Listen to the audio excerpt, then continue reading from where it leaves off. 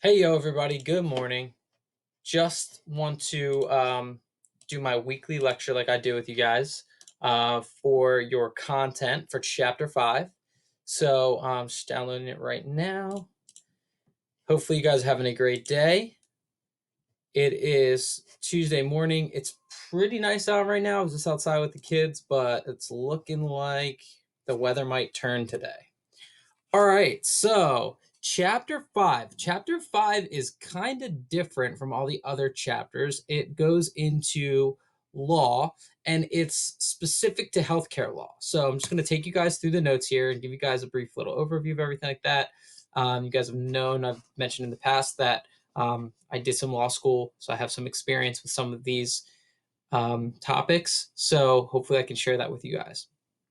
The first thing to note is that there's two different types of law that exist. There's criminal law, which is what you see in all those really juicy TV shows: murders, drug dealers, theft, burning somebody's house down, robbing a bank. All of those things are crimes. If you commit a crime, you're going to go to jail. They're going to take your freedom away. You could possibly face some sort of other type of financial punishment. That's not the type of law that we're talking about in this chapter. In this chapter, we're talking about civil law. And in civil law, it's torts. So in criminal law, you have crimes. If you rob a bank, you've committed a crime. In civil law, if you've broken a rule in civil law, you've committed a tort. And there's a variety of torts that you need to be familiar with. Malpractice and negligence are two torts that are the most prevalent in the healthcare field. Basically, if you're a doctor, you have some sort of duty of care to make sure that your patients are cared for properly, that they come in hurt and they leave healthy. That's the job. If anything happens in between there that was some sort of mistake or something that a normal doctor wouldn't do, a choice that they would make, they give you this medicine, but they should have probably given you that medicine, or the surgery was not supposed to have a side effect, but it did. That could possibly be malpractice. And then there's negligence, which is just it's malpractice, but to a lesser degree. Anybody can be negligent. Somebody mopping the floors that forgets to put up a slippery when wet sign would be negligent. That's where a normal person should do something. They don't do it. And then whatever they didn't do resulted in some sort of harm. So those are the two main torts that you'll see in healthcare. Now, here's the rest of them. Assault and battery, invasion of privacy, false imprisonment, abuse, and defamation. So with assault and battery, you can't hit or put somebody in fear or apprehension of some sort of physical contact. So you can't beat a patient, you can't hit them, you can't touch them if they don't consent to it. In the medical world, a battery could simply be a person didn't consent to a procedure and you did it anyway. That unlawful touching would be considered a battery. Invasion of privacy, everybody has the right to physical and informational privacy in healthcare. So your physical body, if you have to change or disrobe or something like that, all of that needs to be you have to be offered like a private quarters in that, like a some sort of divider in the room, so you get your privacy that way. And then also your medical information gets privacy. Your records can't get released without your consent, things like that. False imprisonment, in typically in a healthcare sense, that would be if something that allows a doctor to or not to restrain a patient. So in certain instances, if a patient is possibly harmful to themselves, rules in false imprisonment might allow a hospital, a doctor, etc., to tie a patient down. If it's a psychiatric condition and they have to be put in some sort of harness or straitjacket or something like that, it would be lawful if it's done properly. It would be unlawful if you were restrained against rules. Like if you were restrained for something that you shouldn't have been restrained for, it would be a false imprisonment. So the rules in false imprisonment allow you to or not to be restrained. Abuse, there's a variety of different forms of abuse, and they're all not looked at positively by law. So you've got physical, emotional, sexual, all the different forms of abuse, and they can all exist in a healthcare setting. Some of the stories and things that you'll find if you start to research some of these are pretty terrible, but they are things that happen, sadly, and we just need to be aware of them. And then defamation, you're not allowed to tell lies. So if your lies end up hurting somebody, like in a business sense, that would be defamation of character. So you can't make up lies about your coworkers. You can't tell lies about your boss, things like that. Could be considered defamation. All right. So those are the main torts for the chapter. You guys have a classwork about that. You can come up with your little medical examples on the side, research cases, whatever works for you. Next is contracts. So in a contract, two or more parties agree to something. Contracts happen all the time. A properly executed contract needs to have three parts: offer, acceptance, and consideration. So if person A decides that he's going to paint person B's house and they come up with some sort of agreement, and person A says, okay, I'm going to come over, I'll paint your house, and it's going to cost $1,000. And person B says, okay, great, I want a blue house. I'll see you tomorrow. Here's the color. And they shake hands. That the classic question is that a contract? And the answer is legally no. It's that those types of interactions where just two people talk about something and they agree upon something, not necessarily a legal contract. In order for it to be a contract, there has to be consideration. Consideration is actions towards the execution of a contract. So if person A goes out and buys the paint, and then person B finds another person to paint their house for cheaper, doesn't inform person A. Person A shows up and person C painted person B's house.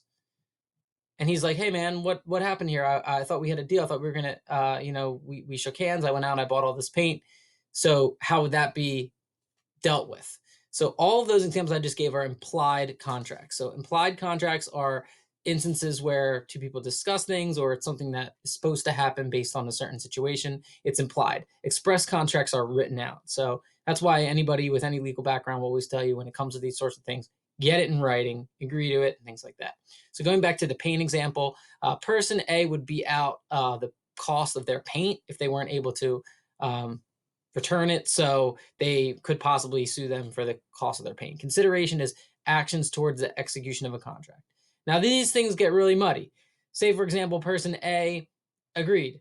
Person B said, cool. Then person B went behind their back, hired person C.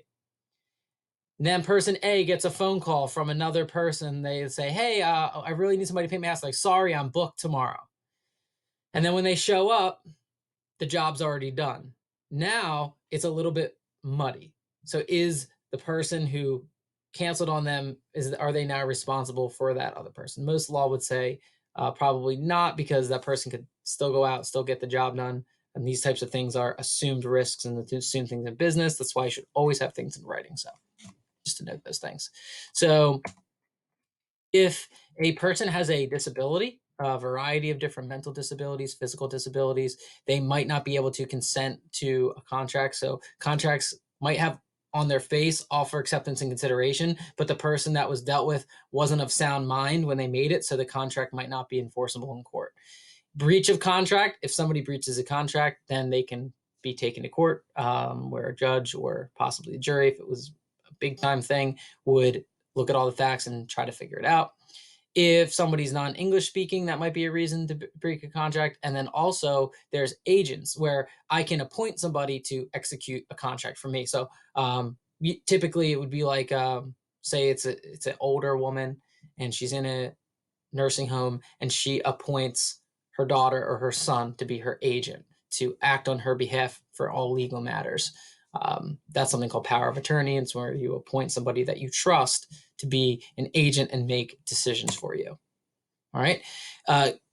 Getting deeper into the privacy things, lots of communications that you might have between your healthcare professional and a patient are going to be privileged, which means they're confidential. So if you told somebody that you did something and it, wasn't very morally acceptable, as long as it's not, you're not telling somebody that you like killed somebody or committed some sort of serious crime. If you just did something that's morally not right and it's an impact on your health, that's privileged information. So if, say, I did something that was morally reprehensible and that ended me up in the ER and I told my doctor about it, the doctor can't tell my wife that I lit myself on fire and jumped off my house and did a backflip because I wanted to make a YouTube video or something like that.